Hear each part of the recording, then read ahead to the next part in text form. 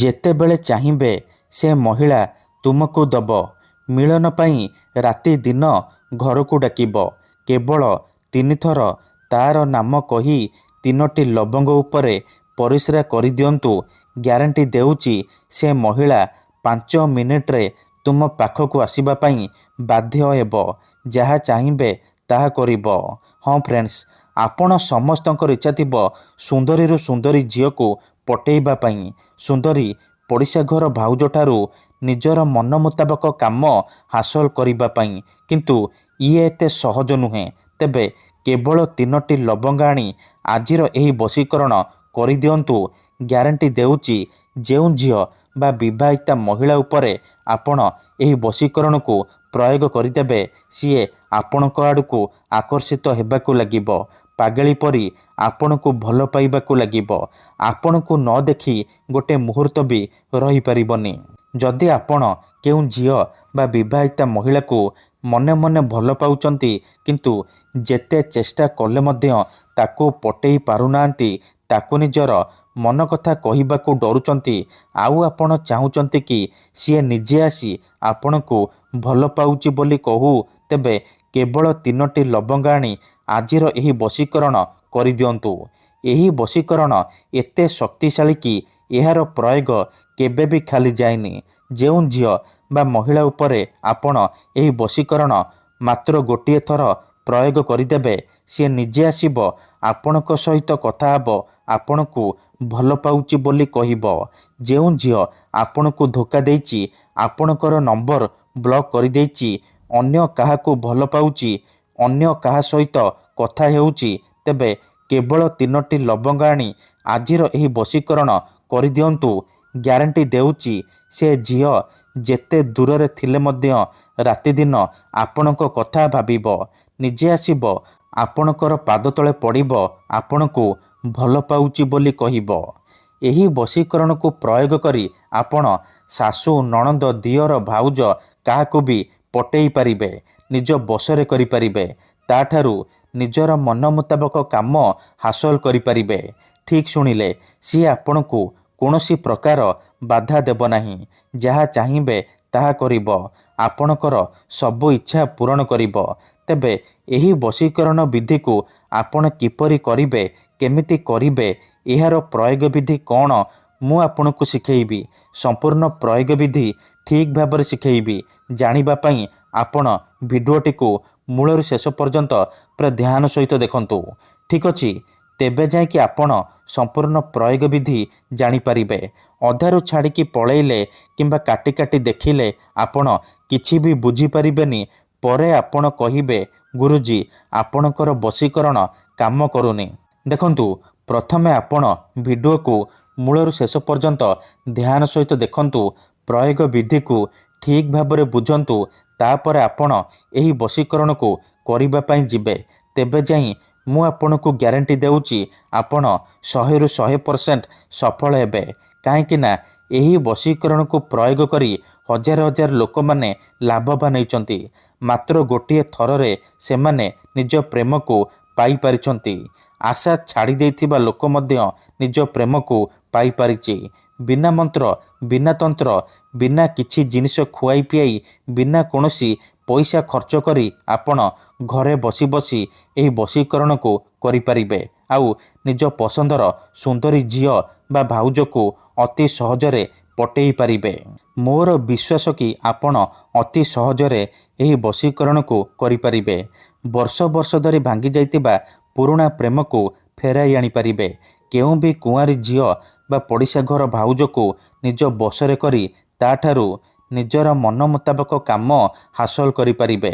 ତେଣୁ ମୋର ଆପଣମାନଙ୍କୁ ଅନୁରୋଧ କି ମନରେ କୌଣସି ଖରାପ ଉଦ୍ଦେଶ୍ୟ କିମ୍ବା କୌଣସି ଖରାପ କାମ ପାଇଁ ଆପଣ ଏହି ବଶୀକରଣକୁ ପ୍ରୟୋଗ କରିବେନି।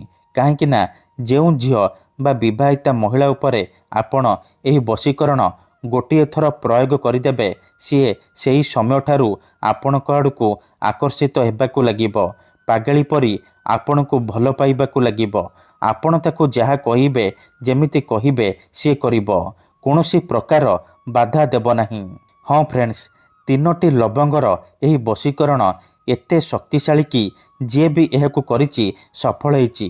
ତେଣୁ ଆପଣ ବି ଗୋଟିଏ ଥର ଏହି ବଶୀକରଣ କରନ୍ତୁ, ତାପରେ ଦେଖିବେ ଚମତ୍କାର କିପରି ସେହି ସମୟଠାରୁ ସୁନ୍ଦରୀରୁ ସୁନ୍ଦରୀ ଝିଅ ପଟିଯିବ। ସୁନ୍ଦରୀ ପଡ଼ିଶା ଘର ଭାଉଜ ଆପଣଙ୍କ ପ୍ରେମରେ ଦିବାନୀ ହେଇଯିବ। ଆପଣଙ୍କର ସବୁ କଥା ମାନିବ, ହାତ ଧରିକି ରୁମ୍କୁ ଡାକିବ, ଯାହା ଚାହିଁବେ ତାହା କରିବ। ତେବେ ଏହି ବଶୀକରଣ ବିଧି ଜାଣିବା ପୂର୍ବରୁ ମୋର ଆପଣମାନଙ୍କୁ ଗୋଟିଏ ଛୋଟିଆ ଅନୁରୋଧ ଶୁଣି ନିଅନ୍ତୁ। ଆମର ଭିଡ଼ିଓର କମେଣ୍ଟରେ ବହୁତ ଲୋକମାନେ ଫେକ୍ ଲୋକମାନେ କମେଣ୍ଟ କରୁଛନ୍ତି, ମୋବାଇଲ ନମ୍ବର ଦେଉଛନ୍ତି, ବଶୀକରଣ କରିବେ କହିକି ହଜାର ହଜାର ଟଙ୍କା ଠକି ନେଉଛନ୍ତି। ସେମାନେ ଏତେ ମାତ୍ରାରେ କମେଣ୍ଟ କରୁଛନ୍ତି କି ଆପଣଙ୍କର କମେଣ୍ଟ ତା ଭିତରେ ହଜିଯାଉଛି, ଆଉ ଆମେ ଆପଣଙ୍କୁ ରିପ୍ଲାଏ କରିପାରୁନୁ। ଏଥିପାଇଁ ଆପଣ ଆମକୁ କ୍ଷମା କରିବେ। ଆଉ କମେଣ୍ଟ ବକ୍ସରେ ଦିଆଯାଉଥିବା ଫେକ୍ ମେସେଜ ଆଉ ମୋବାଇଲ ନମ୍ବରର ରିପ୍ଲାଏ ଦିଅନ୍ତୁ ନାହିଁ, କାହିଁକି ନା ସେମାନେ ବଶୀକରଣ କରିବେ କହିକି ଆପଣଙ୍କର ପଇସା ଠକି ନେବେ। ତେଣୁ ମୋର ଆପଣମାନଙ୍କୁ ଅନୁରୋଧ କି ଆପଣ ଭିଡ଼ିଓ ଦେଖନ୍ତୁ, ନିଜେ ଚେଷ୍ଟା କରନ୍ତୁ, କିନ୍ତୁ ଏହିସବୁ ଠକାମିରେ ପଡ଼ନ୍ତୁ ନାହିଁ। ଠିକ୍ ଅଛି, ଆମର ବହୁତ ସାରା ଦର୍ଶକ ବନ୍ଧୁମାନେ ଅଛନ୍ତି ଯେଉଁମାନେ ଆମକୁ କହୁଛନ୍ତି କି ଗୁରୁଜୀ ଆପଣ ଆମର କାମ କରିଦିଅନ୍ତୁ, ଆପଣ ଯେତେ ପଇସା ମାଗିବେ ଆମେ ଦେବୁ। ହଜାର ହଜାର ଟଙ୍କା ଯାଚୁଛନ୍ତି। ଦେଖନ୍ତୁ, ୟୁଟ୍ୟୁବରେ ଆପଣଙ୍କୁ ଏମିତି ଅନେକ ଚ୍ୟାନେଲ ମିଳିଯିବ ଯେଉଁମାନେ ମୋବାଇଲ ନମ୍ବର ଦେଉଛନ୍ତି, ତାବିଜ ବିକୁଛନ୍ତି, ବଶୀକରଣ କରିବେ କହିକି ହଜାର ହଜାର ଟଙ୍କା ଠକି ନେଉଛନ୍ତି। କିନ୍ତୁ ଆମର ଏହି ଚ୍ୟାନେଲରେ ଆପଣଙ୍କ ପାଇଁ ଫ୍ରିରେ ବଶୀକରଣ ଭିଡ଼ିଓ ଅପଲୋଡ଼ କରାଯାଉଛି, ଯାହାକୁ ଆପଣଙ୍କର ସୁବିଧା ପାଇଁ ଅପଲୋଡ଼ କରାଯାଉଛି, ଯାହାକୁ ଆପଣ ନିଜ ଘରେ ବସି ବସି କରିପାରିବେ। ତେବେ ଆପଣ ପଇସା କ'ଣ ପାଇଁ ଖର୍ଚ୍ଚ କରିବେ? ଆପଣ ଭିଡ଼ିଓ ଦେଖନ୍ତୁ, ନିଜେ ଚେଷ୍ଟା କରନ୍ତୁ, ତେବେ ଯାଇକି ଆପଣ 100ରୁ 100% ସଫଳ ହେବେ। ଯଦି ଗୋଟିଏ ଥରରେ ହେଉନି, ଦ୍ୱିତୀୟ ଥର ଚେଷ୍ଟା କରନ୍ତୁ, ନିହାତି ଭାବେ ସଫଳ ହେବେ। ତେବେ ବଶୀକରଣ କରିବା ପୂର୍ବରୁ ବଶୀକରଣ ବିଷୟରେ କିଛି ଜାଣି ରଖନ୍ତୁ। ବଶୀକରଣର ମାନେ ହେଉଛି ସାମ୍ନାବାଲାକୁ ନିଜ ବଶରେ କରିବା, ତାର ଦିମାଗରେ ନିଜର ଭାବନାକୁ ପହଞ୍ଚାଇବା। ତେବେ ବଶୀକରଣ କ'ଣ ପାଇଁ କରାଯାଏ? ଯେତେବେଳେ ଆପଣ କାହାକୁ ନିଜଠାରୁ ଅଧିକ ଭଲ ପାଉଛନ୍ତି, କିନ୍ତୁ ଯେତେ ଚେଷ୍ଟା କଲେ ମଧ୍ୟ ତାକୁ ପଟେଇ ପାରୁନାହାନ୍ତି, ତା ବିନା ବଞ୍ଚିପାରିବେନି ଭାବୁଛନ୍ତି, ସେତେବେଳେ ଆପଣ ବଶୀକରଣ କରିପାରିବେ। କିମ୍ବା ଯଦି କେଉଁ ଲୋକ ବିନା କାରଣରେ ଆପଣଙ୍କୁ ହଇରାଣ କରୁଛି, ଆପଣଙ୍କର ଘର ପରିବାର ଉପରେ ଖରାପ ନଜର ପକାଉଛି, ଏହିପରି ପରିସ୍ଥିତିରେ ଆପଣ ବଶୀକରଣ କରିପାରିବେ। କାହିଁକି ନା କେତେଥର ଏମିତି ହେଇଥାଏ କି ଆମର ଶତ୍ରୁ ପଇସାରେ ଆଉ ଶକ୍ତିରେ ଆମଠାରୁ ବଳବାନ ହେଇଥାଏ, ଆଉ ଆମେ ଚାହିଁକି ବି ତାର କିଛି କରିପାରୁନାହୁଁ। ଏହିପରି ପରିସ୍ଥିତିରେ ଆପଣ ବଶୀକରଣ କରିପାରିବେ, ନିଜ ଶତ୍ରୁକୁ ହାତ ମୁଠାରେ ରଖିପାରିବେ, ଝିଅ ପଟେଇ ପାରିବେ। ଏଥିପାଇଁ ଆଜିର ଏହି ଭିଡ଼ିଓଟିରେ ମୁଁ ଆପଣଙ୍କ ପାଇଁ ଆମର ତନ୍ତ୍ରଶାସ୍ତ୍ରରୁ ଏମିତି ଏକ ମହାଶକ୍ତିଶାଳୀ ବଶୀକରଣ ନେଇ ଆସିଛି, ଯାହାର ପ୍ରୟୋଗରେ ଆପଣ କେଉଁ ବି ଝିଅ ବା ସୁନ୍ଦରୀ ଭାଉଜକୁ ପଟେଇ ପାରିବେ, ତାଠାରୁ ନିଜର ମନ ମୁତାବକ କାମ ହାସଲ କରିପାରିବେ। ସିଏ ଆପଣଙ୍କ ପ୍ରେମରେ ଏମିତି ଦିବାନୀ ହେଇଯିବ କି ହାତ ଧରିକି ରୁମ୍କୁ ଡାକିବ, ଯାହା ଚାହିଁବେ ତାହା କରିବ, କୌଣସି ପ୍ରକାର ବାଧା ଦେବ ନାହିଁ। ତେବେ ମନେ ରଖନ୍ତୁ, ମନ୍ତ୍ର ତନ୍ତ୍ର ଯନ୍ତ୍ର ବଶୀକରଣ ଏମିତି ସେମିତି କାମ କରେନି। ମନରେ ସମ୍ପୂର୍ଣ୍ଣ ବିଶ୍ୱାସ, ନିଷ୍ଠା ଆଉ ଏକାଗ୍ରତାର ସହିତ ଆପଣଙ୍କୁ ଏହି ବଶୀକରଣ କରିବାକୁ ପଡ଼ିବ। ତେବେ ଯାଇ ମୁଁ ଆପଣଙ୍କୁ ଗ୍ୟାରେଣ୍ଟି ଦେଉଛି, ଆପଣ ଯାହାକୁ ଚାହିଁବେ ତାକୁ ପଟେଇ ପାରିବେ, ନିଜ ବଶରେ କରିପାରିବେ। ତେଣୁ ଯଦି ଆପଣ ଏହି ବଶୀକରଣ କରିବାକୁ ଚାହୁଁଛନ୍ତି, ସେ ଝିଅ ବା ମହିଳାକୁ ପଟେଇବାକୁ ଚାହୁଁଛନ୍ତି, ତାଠାରୁ ନିଜର ମନ ମୁତାବକ କାମ ହାସଲ କରିବାକୁ ଚାହୁଁଛନ୍ତି, ତେଣୁ ମୋର ଆପଣମାନଙ୍କୁ ଅନୁରୋଧ କି ଆପଣ ଭିଡ଼ିଓଟିକୁ ପୁରା ଧ୍ୟାନ ସହିତ ଶେଷ ପର୍ଯ୍ୟନ୍ତ ଦେଖନ୍ତୁ।